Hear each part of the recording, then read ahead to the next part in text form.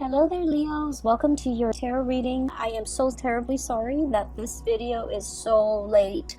I hope it is still helpful for you. I hope you are still finding it, that it resonates. And whatever you're dealing with for this month, I hope that this provides a little bit of guidance for you. So I actually had two messages that came out for you. So I'm going to talk about them in succession, okay? So first of all, when I was shuffling out the spread, it took me a really long time to form like an image, and then once that image came out, the cards started coming out.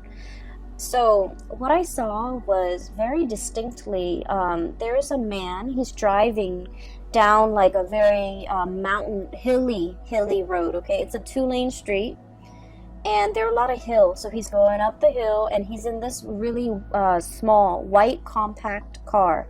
It's a very small car. It looks almost like the 80s in rural America somewhere. It looks like the 80s.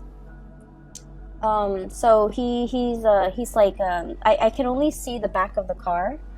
And then he goes up the hill, and then as he descends the hill, you see this power plant, okay? And power plants has that insignia that denotes radiation. So there's a power plant. It's white. It's looming in the distance. So it seems like that's his final destination. And then you see him getting closer and closer. The power plant looms larger and larger. It's emitting smoke. And then his car kind of stops at the gate. There's like security. He gets through, gets to the base of the power plant, and he steps out of the car with a full suit and also his briefcase, okay? So I was thinking that he works there. He works in this very intimidating, looming, like, it seems like for many of you, you might work in an environment, in an organization that is like heavily scrutinized. Okay, that's what it feels like to me, because the power plant is huge. It's emitting smoke, so who knows what it's allowing to leak into the environment, right? And then on top of that, it has this huge radiation sign. Okay, is huge. The emblem is like on the side of those smokestacks almost. So I feel that for many of you, for whatever reason, there's a lot of commotion around the work that you're doing. Either the company, the organization is facing a lot of scrutiny from the press, from the public, from the neighbors even that surround that physical structure. And so I do feel like, I feel that a lot of you guys identify very strongly with the work that you do. You want work that is meaningful. You want work where your skills and your talents can be on full display. And especially for many of you, you might be like the voice, the face, the model, the mascot for whatever it is that you're working at.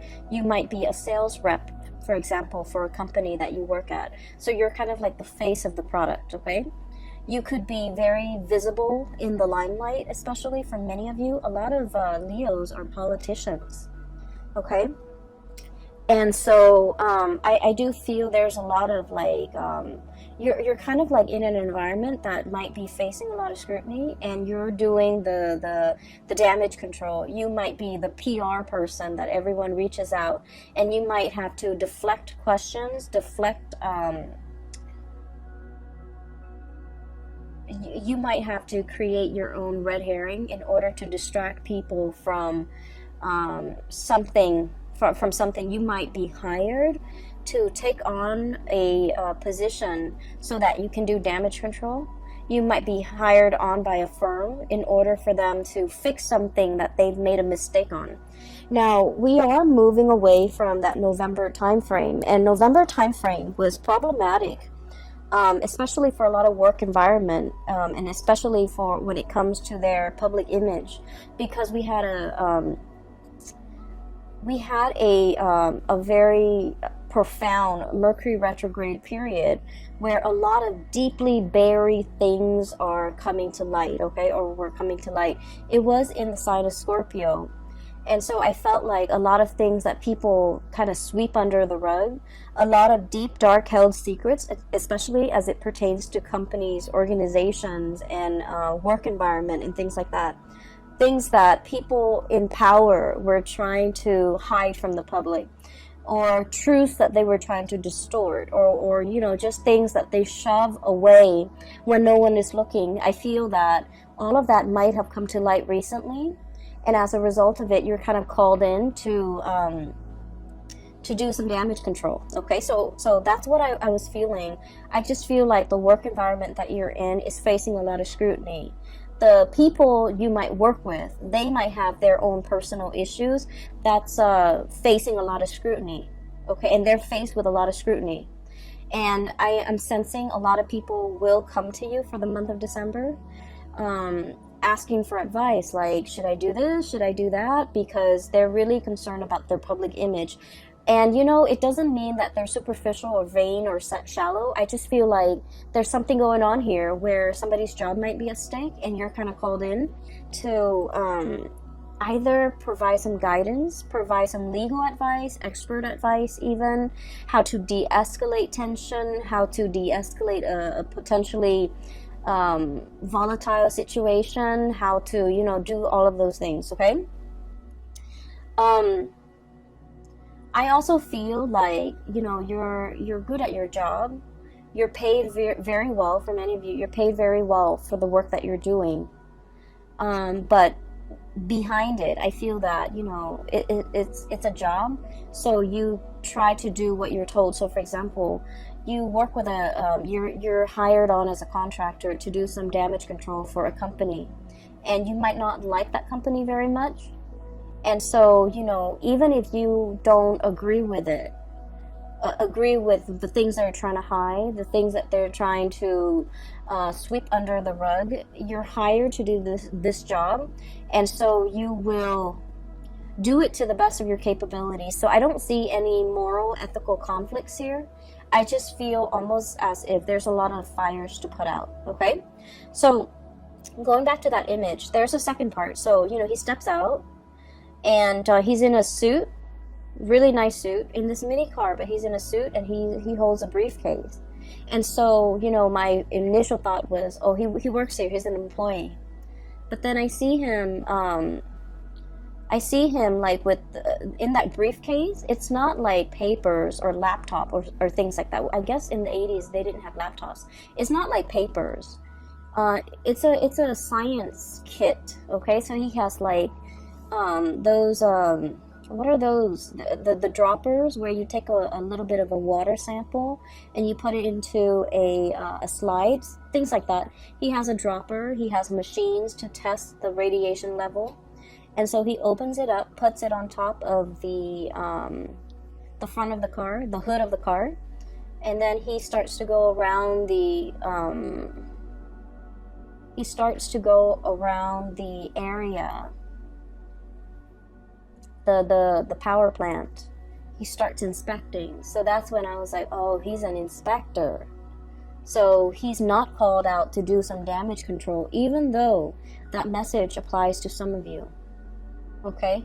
But on the other hand, you might be also called in to inspect, to appraise, to make a final determination on something, to see whether or not it's sound, whether or not it's safe, whether or not it meets the regulation and the standards.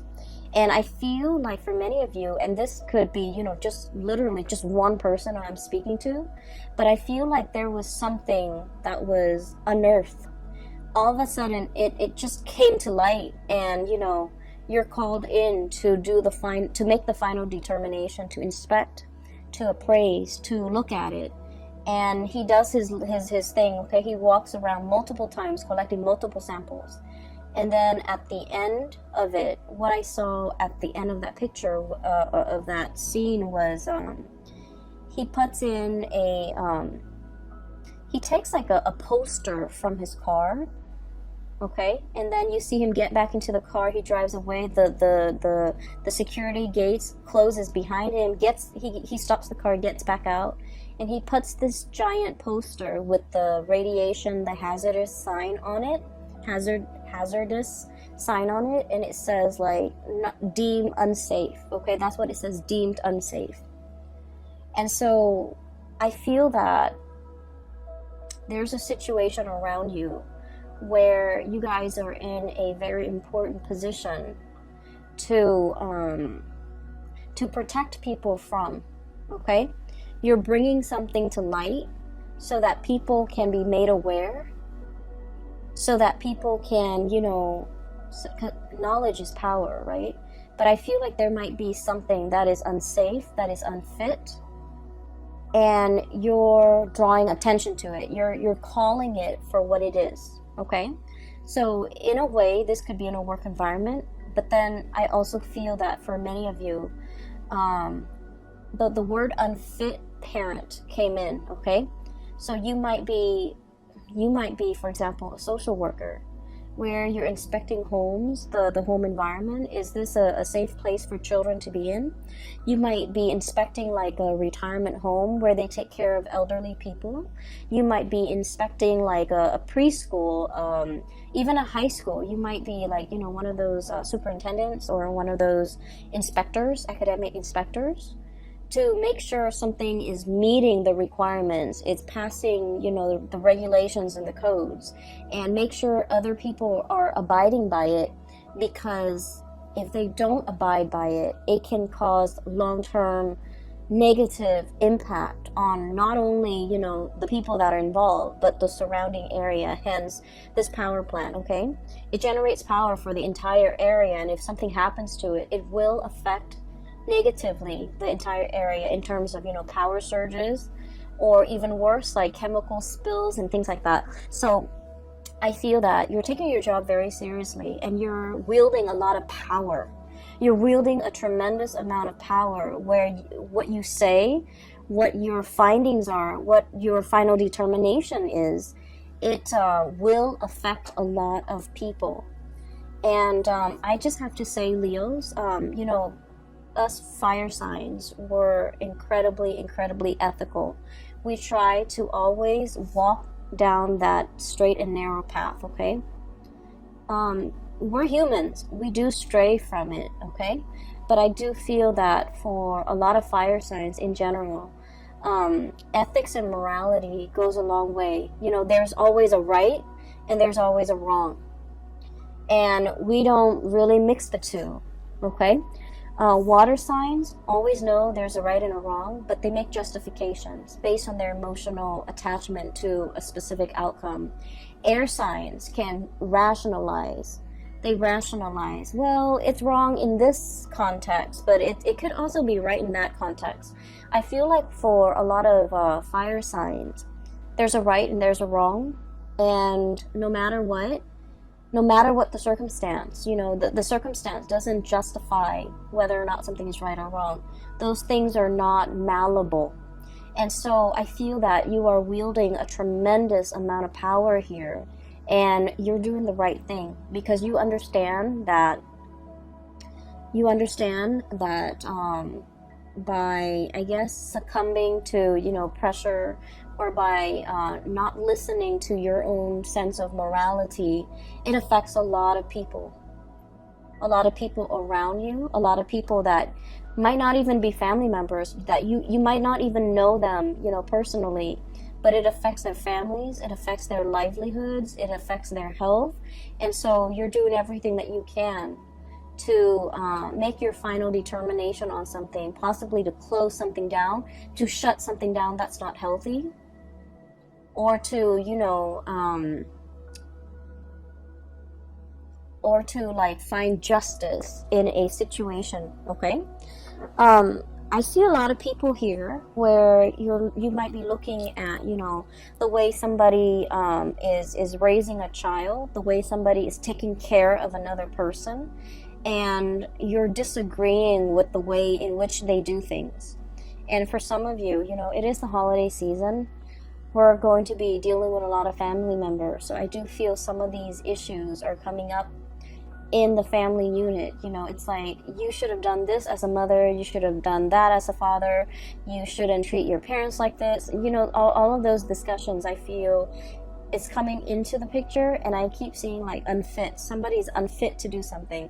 Somebody is unfit to take care of themselves, or they're not mentally there, and they have somebody else who's managing their estate, or who's like a power of attorney, and that person is unfit because they're taking advantage of the person who's not able to take care of themselves. So I feel like all of these ethical, moral debates are coming into the picture, and I do see you discussing all of these things with family members in a very passionate manner. I don't see it being like an argument where we're arguing and screaming and slicing each other left and right. I don't see that. I just feel heavy discussions over somebody's qualifications, over somebody's capabilities, over, whether or not something is fit, or whether or not the situation needs to be shut down and closed off. Okay, so that's what I'm seeing. And we're 16 minutes into the reading. I just wanted to get that out of the way, okay, because I felt like it's much calmer now. I feel a lot calmer. The power plants, the looming sign, that radiation sign is so strong. Like it was so big, it was so visible, and I feel that that message needed to be conveyed, because I feel like there's a potentially toxic, hazardous situation, and it needs to be called out. It needs to be labeled for what it is, so that people know to avoid it, and it needs to be shut down. Okay, so that's just the bottom line. On the other hand, on a lighter note, okay, I do see two people here. So let me talk about these two people. I feel like that was the work situation. So let me talk about these two people here. I have one person who is they're very much still interested in you, but I feel that you're turning your back on them, and you're turning away from them, and you're finding love and inspiration and passion and reciprocity elsewhere. Okay, I feel that you are upset and frustrated with this person, and this person is showing up here as the Knight of Cups. Okay, it seems almost like he's got a blob. It's like a paper bag over his head. Okay, that's what it feels like, doesn't it? So I feel that you are frustrated with this person. I feel that they do a lot of things that frustrate you. I also feel like they're overly affectionate and possibly a little bit needy. And I also feel that they're looking for you, wondering what you're up to, thinking about you, possibly even, trying to reach out to you. And I feel that you respond when you want to, but this person is no longer kind of like your top priority. I feel like once upon a time, the love between the two of you might have been very hot and heavy, okay? Because I do see an energy of like opposites attract. There might be a huge age difference. There might be like a cultural difference. There might also be like, it might be like an interracial coupling type of a thing. But I feel like there's a certain degree of,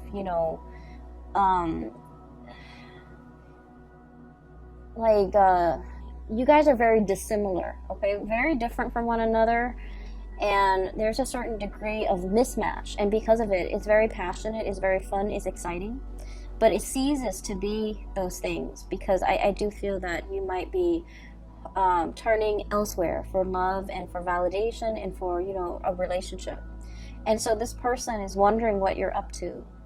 This person is like not really sure how you feel about them, and they wish they could know how you feel about them, because they're wondering and always thinking. And if you are a cross watcher and this sounds like you, I just feel like with fire signs, what you see is what you get. Okay, fire signs are very straightforward. If they're communicating with you, they like you. If they're not communicating with you, they pretty much have exited the picture. And so I feel that for many of you, you have left this person kind of like hanging, or you've just left them out in the cold. and they might, you know, be bombarding you with messages, but I do feel that your heart is already elsewhere. And then I also feel that for some of you, you might, in like at the end of the day, decide that this whatever you had with this past person, I feel like it was lacking in emotional depth. It was lacking in, like, you know, it's like you talk about one thing and then they don't have an interest in it, so they steer the subject somewhere else. Or they talk about a certain topic and you have no interest in it, and so you just kind of like change the topic. So I feel like there's very little compatibility, and it created a situation where there was no chemistry. There was no emotional depth to the conversation, to the interaction. And when you it can feel to me like it's very time consuming or quite draining to be around this person. Not because they're a bad person, it just feels to me like it requires a lot of effort just to keep the conversation going, because you guys don't have a lot in common. I do feel that they really like you, and I do feel this person is incredibly intelligent, incredibly smart, but they're very smart. Queen of Swords, super smart, okay? Their mind is very sharp. They're very discerning and perceptive, and you know, they're probably like the really book smart type of person, but emotionally they're not very intelligent. And emotional intelligence basically means that we know how to read body language. We know that when somebody is like doesn't want to talk to us, and so we end the conversation. You know how sometimes you have like coworkers who you're super busy, you're at your desk working, right? And they see that you're working, but they keep talking and talking and talking. And you don't want to be rude and tell them, hey, you know, I'm working, get out of here. That's what I mean by emotional intelligence. Being able to read nonverbal communication, being able to pick up on, you know, people's state of being, being able to, being aware of your surrounding, looking at people and being able to read facial expressions to know if they're sad, to know if they want to be approached, to know when they want to be left alone. Emotional intelligence. So I feel like somebody here is very incredibly intelligent, but they might lack the emotional intelligence, okay? And so I feel almost like, you know, you could have a bad day and you want to talk to them about your bad day, and they, you know, you look distressed, right? And they should know that. And then rather than letting you vent, letting you talk, they steer the topic away from something that is not even remotely important. And so I feel that it frustrates you, and it hurts you too, to feel that you're not validated, okay? To feel that they're not acknowledging that you've had a bad day. They're not acknowledging your distress. They're not picking up on these cues. And you're wondering, you know, if they care about me, they should be more attentive. They should be more considerate. But I just feel that they're lacking in the ability. It's not the ability to sympathize or empathize. If they're aware, then they would know. They're just lacking in the ability to pick up cues. Hence, this person, it's almost like they've got that plastic bag or the paper bag over their head. They're walking around, you know, not a bad person at all, but they're lacking in being able to know their environment, being able to sense their environment, being able to navigate their environment successfully in an emotional way, okay? So this is somebody that is that doesn't form emotional attachments, and so they're kind of you know, their friendship circle might be very, very small. It might also be quite superficial. They don't have depth to their relationships with other people, and I feel that you're understanding that. I do see you turning away. We have here the Knight of Cups and the Ace of Wands. This pangolin, I guess, with the swan, is turning away, walking away, moving away from a situation. mainly because I do feel that you need more validation. You need that sense of reciprocity. You need somebody who is a lot more considerate, okay? Like in your eyes, you feel this person is very inconsiderate, but I do sense that you want somebody who's a lot more emotionally available. And so enters this person, and this is the second person here. We have here the Queen of Cups. And I'm not reading the suit as a person anymore, because we have a lot of cross watchers. We have a lot of people with different planetary aspects. And, you know, astrology is very complicated. It's the sun sign, the moon sign, the rising sign. That's like scratching the surface. That's like 3% of what astrology entails, okay? And so by saying, you know, this is a water sign, sun, moon, or rising, I feel that it just glosses over the entire study of astrology. And so I'm going to read it as just, you know, the energy of a person. This is somebody who's a lot more emotionally available, okay? Just emotionally available. You have a strong emotional connection with them. And because you have such a strong emotional connection with them, you start to feel passion and chemistry with them. You start to feel, and I do feel like this person is quite attractive, very beautiful, very attractive. I'm seeing somebody who's like very well dressed, okay? Like they dress really, really well. They look presentable, they look very nice, they smell good, they're always clean. They're made up, so like they could have a lot of not a lot of makeup. There's nothing wrong with wearing a lot of makeup, but I feel like they're dressed to go out. Like every time you see them, they look picture perfect. They're dressed to go out. They take care of themselves. They look great. They're beautiful and attractive, and you know, they just look clean, and they just look like they know what they're doing. That they know that they're aware. You know, whereas this person was kind of like fumbling in the dark. This person is very aware, and so you're shifting from the energy of one person who's kind of clueless to another person who's a lot more, I guess, considerate, a lot more attentive, a lot more observant. A lot more observant. I also feel that you could be dating two people. One person is quite fun. The other person, there's a very strong emotional connection. There's strong attraction, but they might be a little bit more on the selfish or the possessive side, okay? So one person might be a little bit more possessive. Like, I didn't mean to say selfish, I meant to say jealous, but selfish came out, so maybe. So selfish, or like they're a little bit more wrapped up in what they want, in their emotions, in what they want, in what they want to hold on to. And I feel like the emotions are very, very intense, okay? This is somebody that, you know, you've dated them for a really short time, and they talk about love.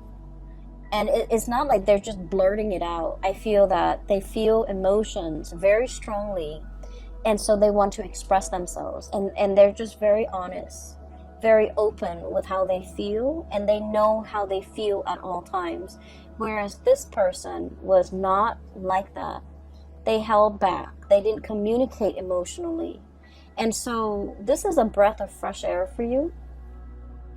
I would urge you, the passion is really strong here, Ace of Wands. I would urge you to slow down. You're kind of like going from one extreme to the other. That's what it feels like to me. And so I would urge you to slow down, because I feel like this person over here, there's a lot of passion, there's a lot of chemistry. You guys are a very good match. But they might be in a position where, you know, they're thinking about like, let's put a ring on it. Let's get married. Let's start a family. And it's like 3 weeks into the relationship, and they're already planning these things. And so I do feel possessiveness. I do see a sense of jealousy with this person. It's someone who's fiercely loyal, but they're also fiercely protective of the things and the people that they love, okay? She's like gripping and holding on to this lobster. And then I also feel like the realization here with this Judgment card is you're a little bit taken aback by the intensity of this person. When you were dating this person, you wanted intensity, you wanted passion, you wanted intensity, and then so this relationship was lacking in that, so you might have moved away from it, and now you're meeting exactly the person that you were hoping for, intensity, passion, and then you realize that the intensity is too much. So you're kind of like stuck in this